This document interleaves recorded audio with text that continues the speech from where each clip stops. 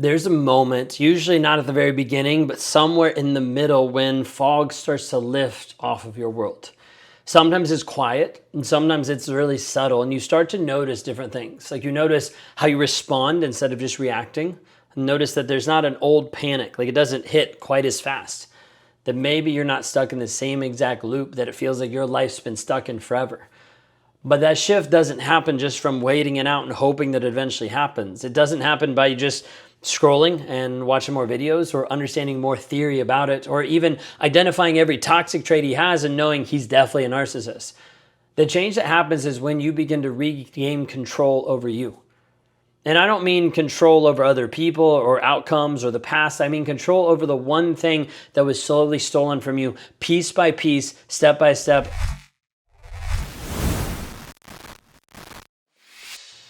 And I don't mean control over other people or outcomes or the past. I mean control over the one thing that was slowly stolen from you, piece by piece, step by step, which is your sense of self.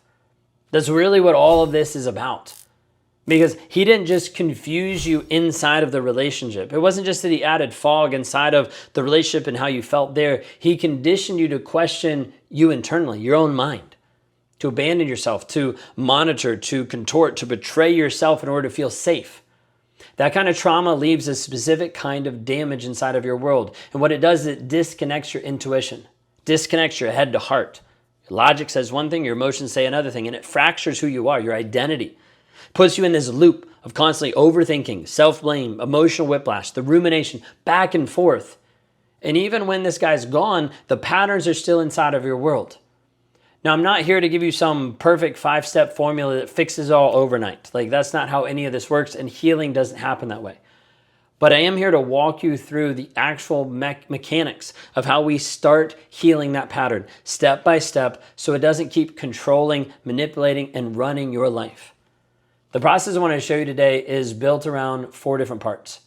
Not necessarily like stages, not necessarily like a branded method or a place, but just 4 human pieces that have to be rebuilt if you're going to come back to yourself after dealing with a narcissist in your life and dealing with the toxicity. And here's the thing. Every woman that I've seen stay stuck long after the breakup has been missing at least one of these in her world. Let's break it down so you understand and so we can talk through this. The first part in this is identity. When you've been psychologically manipulated, your sense of self becomes fused with a survivor role that you played inside the relationship.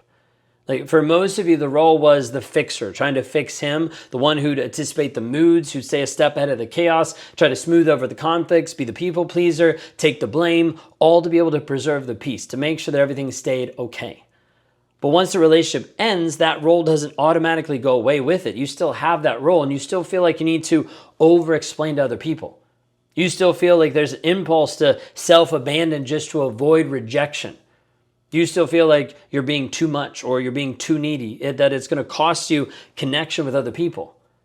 Reclaiming identity isn't about becoming who you were before him. It's about becoming who you were never allowed to be. It's about establishing who you want to be, who you're called to be.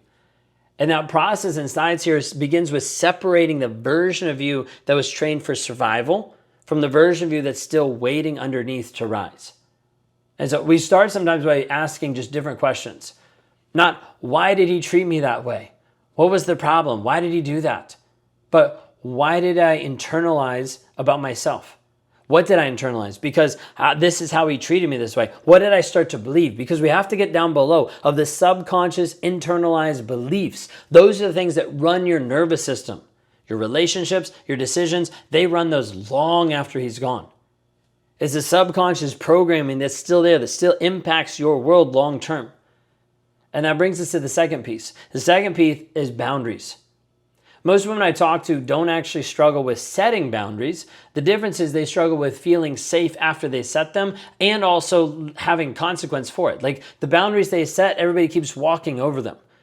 And when you're out of the relationship, you might not have to worry about setting boundaries with him as much, but you don't feel safe when you even set them. And that's the part that we don't really talk about, that people don't really discuss. The part where you don't feel safe.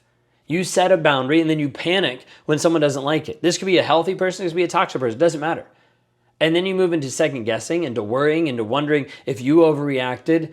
That's because boundaries aren't just about saying no.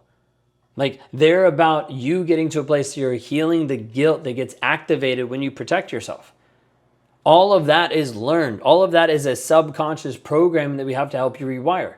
It's a piece that was installed inside the relationship or even long before by people who only loved you when you were convenient. They only loved you when it was convenient for them. So we have to rewire that. And that's not quick, but it is possible. And the piece that we have to walk through is the freedom formula that we teach, helping you rewire your mindset, your thought process, so those things no longer trigger you and those things no longer control you. The third piece inside of all this is belief. Like you cannot rebuild a life while running on beliefs that were shaped by abuse.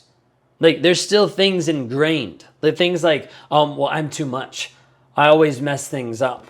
Like I'm never going to find someone safe. I'm never going to find someone who actually loves me. Beliefs like those don't feel like beliefs. They just show up in your world as feeling like facts.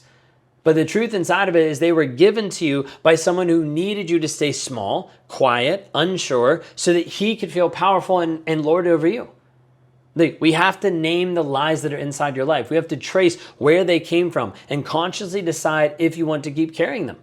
Are they actually helping you heal or are they leaving you stuck? And that part is one of the grittiest, most uncomfortable pieces because you're going deep into how everything is wired. Having to rewire the thought process, the mindset is one of the most difficult things that we do. But it's also the part that gives you back your power. Because once you stop believing every toxic thought that enters your mind, you start to live from a completely different place. And that opens a door. And that's the fourth part that we talk about, which is activation. Here's what I mean by this. Not just like the word activation, but most women think that they need to feel confident before they take action. They're like, when I feel this way, then I'll do something. What's the other way around? You take action to be able to build confidence. Confidence is built with repetition, daily consistency of you showing up for you. Like you don't wait until panic stops. You don't wait till you're magically ready. You don't wait till you feel better. You move imperfectly, but deliberately, slowly, but surely. You make the appointment. You have the hard conversations. You go to the gym. You do the things that are going to show up for you. You say yes to something that might terrify you, but it aligns you with who you want to be. I was talking about this with a client earlier. We were talking through the next process, the next step that she had inside of separation. She's like, I think I've been putting it off because I'm kind of afraid of it. Like, I get that. I was like, do you see yourself with this person? She's like, no. I was like, is this the direction you need to go? She's like, yeah. I was like, okay, let's make the decision. And as you move closer to it, we'll use processes and tools that we have to eliminate all the attacks that are going to come to you. We have to help you move this piece in action. This is how we help you heal, not just by understanding what happened. You don't need to understand more, but by reclaiming the parts of you that got buried inside of the whole process, inside of all the abuse. And yeah, a lot of that's scary because choosing yourself will always trigger the parts of you that were trained to disappear. And the triggers will control you until you process them and get rid of them. That's why you need a process, a step-by-step to be able to help you heal. You need something more than just insight. A structure that helps you move, not just sit in awareness, but helps you move step by step, helping you move forward. The next video that'll come out will show you exactly what that looks like inside of a real recovery process, not theory and not fluff, but actual lived transformation. Because I want to show you how this continues to impact your world. Because if nothing else has worked, if therapy felt incomplete or books didn't shift anything or the pain still lingers, you need to understand why that is, why it's still there. And you need to know what to actually do about it. So look for that inside the next episode. Because what I'm about to show you right now, like it might explain why everything you've tried so far hasn't been enough and how to finally change that. Like, have you ever asked yourself, why can't I just move on? Like, I know this logically, I should be able to move on. Why can't I just heal? Why can't I just move on? This is the part of that finally makes sense of all this. Because healing inside this process is not about forgetting what happened. That's not going to help. If you just ignore it, it's not going to help. It's about dismantling. There's an internal structure, an architecture that's been built while all of this was happening, all the abuse. Every day you spent bracing for impact. Every conversation, you had to rehearse it in your head before you spoke it. Every moment, you had to swallow your truth to avoid another storm, another attack. Those weren't just isolated events that were happening. They were the rewiring of your nervous system that trained you. They became like the escape plan listed on the side of the building of like, this is where you go to have safety. So no amount of logic will override what your body still perceives as a threat. This is why it's hard, because a person will have the logic of like, I know it's toxic, but the emotions are still controlling the person. This is why we have to connect the head to heart. We have to help you bring that disconnect back to a connection so that you can get to the place that you know that it's over, you know that he's gone. But if you're at this place where your body still feels like you're in danger, when you speak up, when you rest, when you ask someone for something you need, then trauma is still running the show. That's why awareness just simply isn't enough. It's the first step, but it's not enough. You have to rebuild your inner safety one piece at a time, one step at a time. And it's not about something you just hustle through and you just figure it out, you just move fast. This isn't the kind of thing that you're going to fix inside of a weekend, just like magically fix it. It's about deep structural work, having consistency inside of your world. The kind of work that teaches your nervous system how to breathe without waiting for a next emotional ambush, a next attack. It's taking fragmented pieces of your identity. It's reassembling them together without guilt and shame about what happened. It's recognizing that your reactions, they weren't failures. They were adaptations of like you trying to survive. Like you weren't weak. You were just simply surviving. But now survival is no longer the goal. Because as you heal and move forward, it moves from survival to your transformation. It's about you reconstructing you. And this is where most people miss the mark. They try to rebuild from the outside in. I'm going to get into a new relationship. I'm going to find a new job. I'm going to show up as a new person. I'm going to move to a new city. I'm going to do all these things, and the outward pieces might help some. But if you rebuild without tending to the foundation, the beliefs, the subconscious programming, the boundaries, the nervous system, all the new things, they just end up reflecting the same old patterns. So what does inside out reconstruction actually look like? Because we're not talking about outside in, we're talking about inside out. It starts by slowing down enough to hear your own voice again. Not the voice of fear, not the voice of your ex, not the internalized critic telling you that you're too damaged or that you're too much, but the real voice, you. The one that actually remembers who you were before all the conditioning and all the abuse actually began. The one that still whispers beneath all of the noise that you're not broken, that you're not too much. The voice doesn't come back in a rush of motivation. It comes back in stillness of you healing.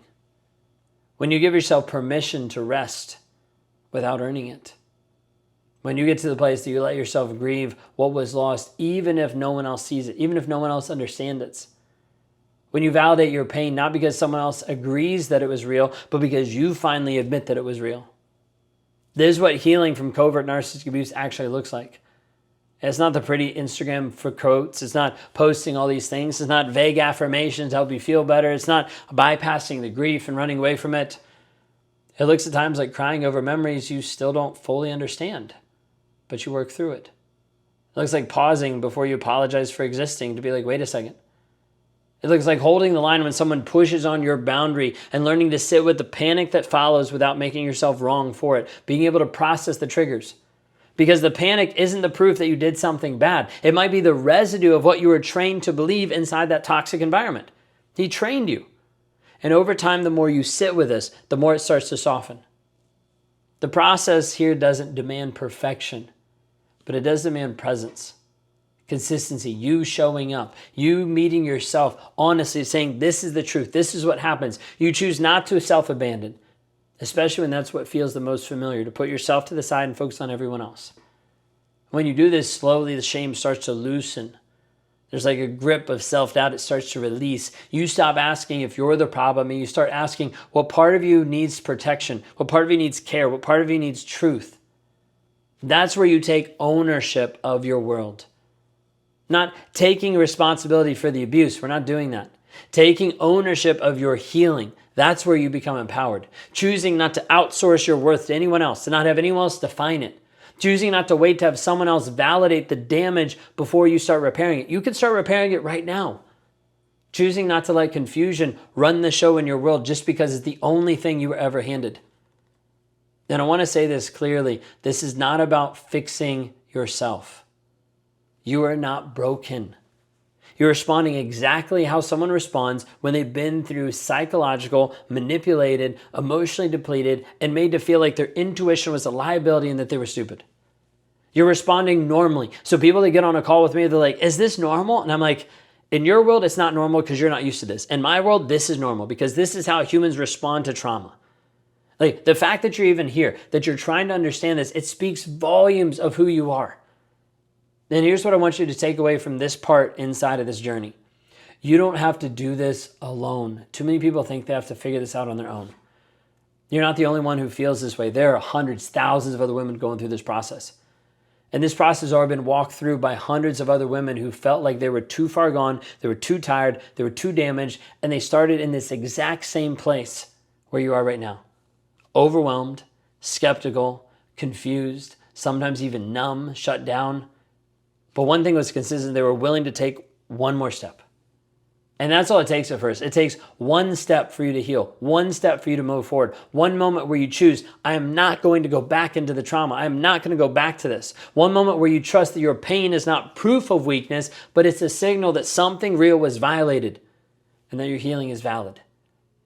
In the next video, I'm going to show you what it looks like when women take this process and they turn it into tangible, life-changing outcomes. Like, we're going to look at what's possible, not just emotionally, but practically. Like what it looks to actually rebuild not just your mind, but also your entire life. Because all the clarity in the world means nothing if you don't know how to move forward with it. So if you ever wondered what comes after the awareness, how to translate all of this into the internal work, into a reality that feels different and shows up different, that's what we're covering next. So I want you to stay close. Because this final part, this final video might be the one that helps you see the bigger picture and the next move that's been waiting for you. So much of this healing work happens in silence. Not because you want it that way, not because you're like, hey, it'd be great to be silent, but because you've learned the hard way what happens when you speak up. Like, truth is unsafe inside the rooms that you've been in. When you name the patterns too soon, when you let someone see your scars before they've earned the right to hold them, it backfires on you. It explodes back up in your face. And you end up being re-traumatized, humiliated, or just doubting yourself all over again. And that's why part of reclaiming ownership isn't about what you say or what you do. It's about who you share it with at times. Like, who gets access to your healing. This can be a hard one and difficult for people to work through. Who you allow into the process. Because not everybody deserves a front row seat into your healing. Not everyone that you have in your world is even safe to witness you rising. There's some people that will minimize it. Some people that will resent it. Some they'll try to pull you back into the old version that they are more comfortable with. But you're not here to make them comfortable. You're here to rebuild yourself from the ground up. And that takes more courage than anybody on the outside can ever understand. They don't get it. They don't see it. It's not just about setting boundaries with the narcissist or setting up different places to keep yourself protected. It's about setting boundaries with your past. Like the parts of you where you were trained to shrink, where you were trained to be less than. The reflex to apologize before speaking, the urge to make yourself more palatable just to avoid conflict, to be a people pleaser. The belief that your value lies in how you manage his mood. Those aren't personality traits. They're just residue from the trauma. And it doesn't define you. No matter how much it feels, it doesn't define you. It simply explains what you had to do to survive. But survival is not the ceiling anymore. That's not where you cap out. We're now talking about freedom. Real, unshakable freedom. The kind that doesn't depend on how others treat you. The kind that comes from knowing who you are. So deeply, so viscerally, that no amount of gaslighting or rejection can shake your center, can shake your core. And that's what's waiting for you. And I'll be honest, inside of this, getting there is probably one of the hardest things you're ever going to do. Like, you're going to have days where you feel like no matter what you're doing, you're just going backwards. Moments where guilt, self-doubt, loneliness, it feels like it's a weight that's going to crush you. You're going to question everything at times. You're going to grieve. And you thought that you'd never have to grieve this. You lost years. You lost yourself. You lost the illusion of who he pretended to be. In the middle of all of that, something else starts to emerge, and there'll be a quiet clarity. A sense that you're still here, that you're still breathing, that you're still worthy. Not because someone told you so, not because you got permission, but because you decided to believe it. And that moment when you stop waiting for external permission and start giving yourself internal validation, that's the moment that everything changes. Because now you're no longer reacting to your past, you're responding to your truth. You're no longer trying to fix yourself for other people. You're healing yourself for you. You're no longer begging people from a place where people are going to benefit from your confusion. You're choosing clarity, even if it means walking alone for a period of time. And every decision you make from that place, your nervous system starts to recalibrate. Like, it stops scanning the horizon for danger. The hypervigilance lowers. You start trusting your voice. It starts to feel safer to be in your own present. That's the magic of ownership. Not because everything just magically falls into place and it's perfect. Not because you don't feel fear again, you don't have anxiety or stress, but because you've learned how to meet yourself in the fear and move through it. You stopped betraying yourself to keep other people comfortable or feel good about themselves. You've realized that healing isn't something that requires an apology from a person or from you. It's just permission. And that changes everything. You start noticing red flags faster. You start making decisions without spiraling into self-doubt. You have certainty inside of what you do. You start showing up in rooms without hiding or shrinking because you know who you are. Maybe you start laughing, real laughter, not faked, just to diffuse a tense moment. You start feeling emotions that were numbed out maybe for years, and you stop chasing people who only love the broken version of you. Because now you're loving the whole version, the one who's been through the fire and still has softness in her world. The one that's learned how to hold space for both grief and growth even at the same time. The one that no longer needs to prove her pain in order to justify her healing. This isn't theory. This is what actually happens when women do this work. Like when they stop looking for a magic fix and healing faster, and they start taking small, brave steps towards themselves. Every woman you see on the other side of this, she wasn't just stronger. She wasn't just luckier. She didn't just randomly figure it out. She wasn't more deserving of healing. She just didn't quit.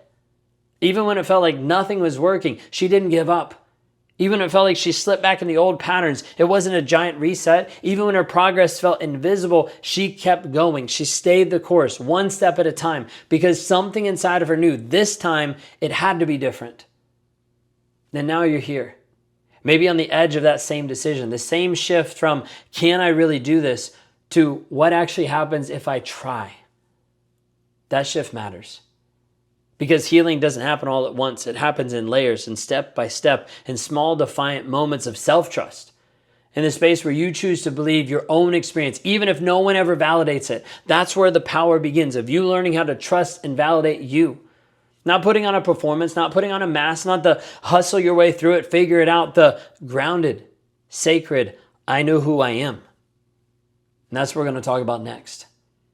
In the final video I have for you, I'm going to walk you through what it actually looks like to take this awareness and turn it into real change. To go from understanding the damage to actively choosing something different. We're going to talk about when you're ready, what that first step looks like, and how to keep moving when everything else feels impossible. And the last part inside of this is where you stop surviving the past and you start rebuilding and building who you are to build the future. Stay close. You don't want to miss this one. It'll be suggested here. You can click it, or it'll be down in the notes if you can click it so you can go to the next video here. And I'll see you there.